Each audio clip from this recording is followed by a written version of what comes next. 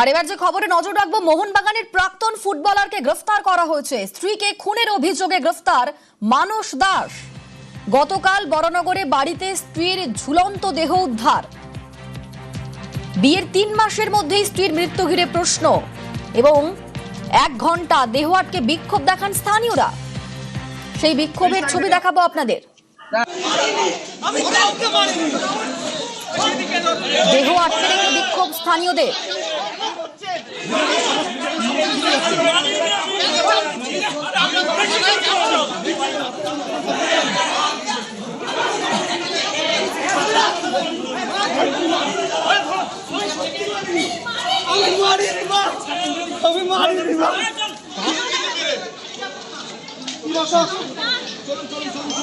আমার সঙ্গে ইরন রয়েছেন প্রতিনিধি। ইরন, ঠিক কি ঘটেছে, কি অভিযোগে গ্রেফতার করা হয়েছে?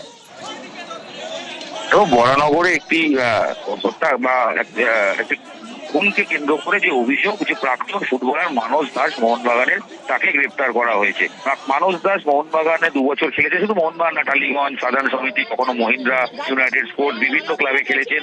এর আগে টাটা ফুটবল একাডেমির প্রাক্তন ছাত্র হিসেবে পরিচিত মানস দাস। এবং তিনি যে অভিযোগ, তার দ্বিতীয় বিয়ে মাসখানেক আগে তার উত্তরবঙ্গের এক মহিলার সঙ্গে বিয়ে হয় এবং অভিযোগ যে আজকে সকালবেলা তার যে বাড়ি, সেই বাড়িতে স্ত্রী ঝুলন্ত অবস্থায় দেহ পাওয়া যায় এবং তারপরেই চাঞ্চল্য সৃষ্টি হয়। এবং স্থানীয়দের অভিযোগ যে এটা আত্মহত্যা নয়, এটা একটি খুনের ঘটনা। এবং এই অভিযোগের পর বেশ চাঞ্চল্য ছড়ায় এবং পুলিশ কিন্তু প্রাথমিকভাবে এই মানস দাসকে তাকে গ্রেফতার করেছে, যিনি প্রাক্তন ফুটবলার। কিন্তু তার দ্বিতীয় বিয়ে, তার স্ত্রীর মৃত্যু ঘটনায় সেটা খুন না আত্মহত্যা, সেটা নিয়ে অভিযোগ উঠেছে এবং যে অভিযোগের পরিপ্রেক্ষিতে মানুষকে গ্রেফতার করেছে পুলিশ।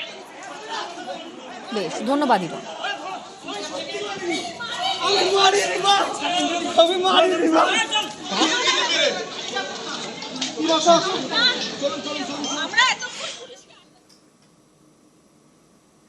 দিনে টিচার, রাতে মাদক পাচার।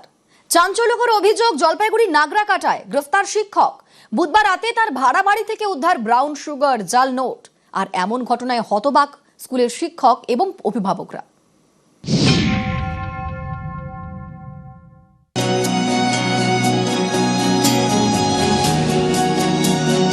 মাস্টার মশাই জীবনের পথে আলো দেখান, ভবিষ্যৎ গড়ে দেন।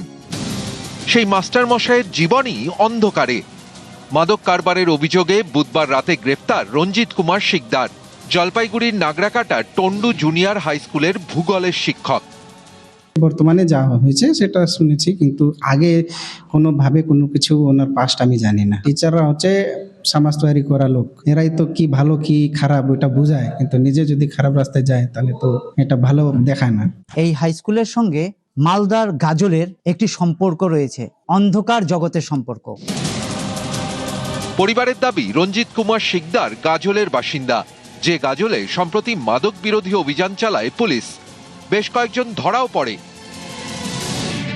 চাকরি সূত্রে রঞ্জিত থাকতেন জলপাইগুড়ির নাগরাকাটায়। 2021 থেকে পরিবার নিয়ে ভাড়া বাড়িতে থাকেন। প্রথমে লালবস্তি এলাকার একটি স্কুলে শিক্ষকতা করতেন। 2024 থেকে টন্ডু জুনিয়র হাই স্কুলের ভূগোলের শিক্ষক। अच्छा से बिहेव नहीं करते थे। बिहेवियर कैसा था उनका? बिहेवियर उतना अच्छा नहीं था। দিনে শিক্ষক, রাতে নাকি সেই মুখোশটা খসে পড়তো। চলতো মাদকের কারবার। বুধবার রাতে এই ভূগোলের শিক্ষকের বাড়িতে হানা দেয় পুলিশ এবং এসএসবি। উদ্ধার হয় ব্রাউন সুগার প্রায় 8.5 লক্ষ টাকা। পুলিশের দাবি, যার মধ্যে ছিল জাল নোট। এই ঘটনার পর হতবাক টন্ডু জুনিয়র হাই স্কুল। हम लोग का चिंता का विषय है, मास्टर तो अच्छा होना चाहिए हम लोग का जो खराब मास्टर हो जाने से तो हम लोग का बच्चा का दिक्कत होगा, पढ़ाई नहीं होगा उसको। শিক্ষক যে এইভাবে কাজ করে ও বাচ্চাদের শিক্ষা ব্যাড ইমপ্যাক্ট হবে আর কি। এখন যখন ওনাকে এখন ধরেছে, এখন কি ধরেছে ওটা তো আমরা বলতে পারছি না। জলপাইগুড়ি জেলার টন্ডু চা বাগান থেকে রকি চৌধুরী, নিউজ 18 বাংলা। মাদকের জাল কাটতে ইগলের নজর। তেলেঙ্গানার ইগল ফোর্সের মডেল রাজ্যে anti narcotics task force. Target, মাদক চক্রের ভেতরে ঢুকে নেটওয়ার্কের শিকড় উপড়ে ফেলা।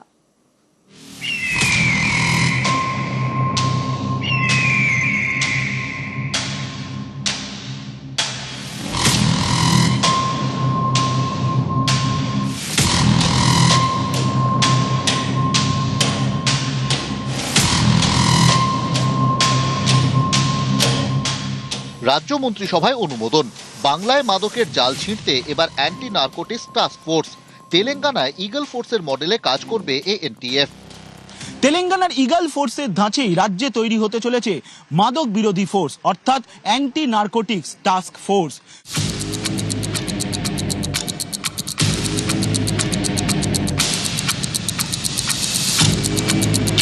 মাদক রোধে তেলেঙ্গানায় সক্রিয় elite action group for drug law enforcement, eagle force.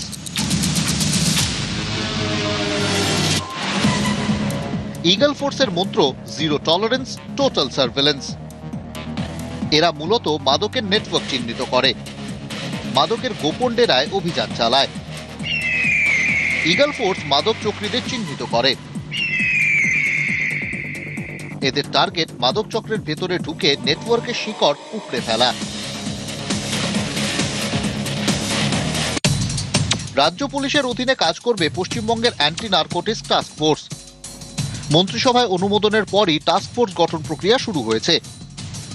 Durgapur, Malda, Kharagpur এবং নদিয়ায় এএনটিএফ এর থানা তৈরি হওয়ার সম্ভাবনা। গোয়েন্দা তথ্যের বিশ্লেষণ করে চক্রীদের ট্র্যাকিং করবে এএনটিএফ। আন্তঃরাজ্য এবং আন্তর্জাতিক মাদকের নেটওয়ার্ক ভাঙবে।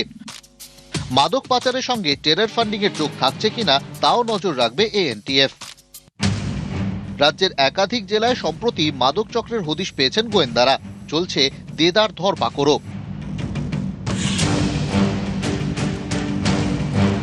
তদন্তকারীরা জানতে পেরেছেন সীমান্তবর্তী এলাকা হয়েই ভিন রাজ্য থেকে মাদক ঢুকছে বাংলায়।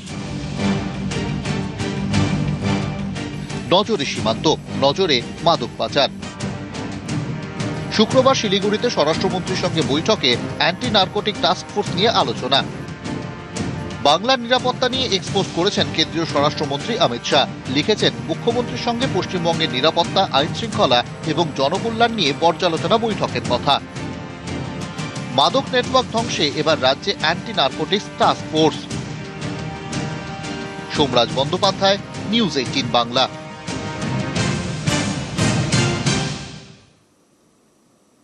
আর এবার ছবি দেখাবো হর ঘর তিরঙ্গা যাত্রা। বড়নগর থেকে খড়দা পর্যন্ত তিরঙ্গা যাত্রা। অগাস্ট মাস, স্বাধীনতার মাস। স্বাধীনতা দিবসের আগে থেকেই হর ঘর তিরঙ্গা যাত্রা শুরু হয়েছে রাজ্য জুড়ে। বড়নগর থেকে খড়দা পর্যন্ত তিরঙ্গা যাত্রা। আমার সঙ্গে এই মুহূর্তে ভেঙ্কটেশ্বর রয়েছেন। ভেঙ্কটেশ্বর, গত কলকাতা উত্তর শহরতলি জেলা বিজেপির পক্ষ থেকে তিরঙ্গা যাত্রার আয়োজন করা হয়েছে, যেখানে বরানগর বিধানসভার টবিন রোড থেকে খড়দহ পর্যন্ত এই তিরঙ্গা যাত্রা চলছে। এবং তুমি জানো যে হর ঘর তিরঙ্গা কর্মসূচিকে সামনে রেখে একাধিক কর্মসূচি আমরা রাজ্যে দেখেছি। তারই অঙ্গ হিসেবে আজকে বরানগর থেকে খড়দহ পর্যন্ত এই তিরঙ্গা যাত্রা। পাশাপাশি সরকারের 100 দিন পূর্তি উপলক্ষেও আজকে প্রচুর মানুষজন এই তিরঙ্গা যাত্রায় অংশ নিয়েছেন। আমরা দেখতে পেয়েছি যে প্রচুর সাধারণ মানুষজন তারা হাতে জাতীয় পতাকা নিয়ে তিরঙ্গা যাত্রায় অংশ নিয়েছেন। বিধায়ক রত্না দেবনাথ থেকে মন্ত্রী কল্যাণ চক্রবর্তী, তিনিও কিন্তু এই তিরঙ্গা যাত্রায় অংশ নিয়েছেন। সব মিলিয়ে তিরঙ্গা যাত্রা খড়দা পর্যন্ত যাবে এবং সেখানে গিয়ে আজকের যে কর্মসূচি, অর্থাৎ উত্তর শহরতলি জেলা বিজেপির সেই কর্মসূচি তাদের শেষ হবে। বেশ, ধন্যবাদ ভেঙ্কটেশ্বর।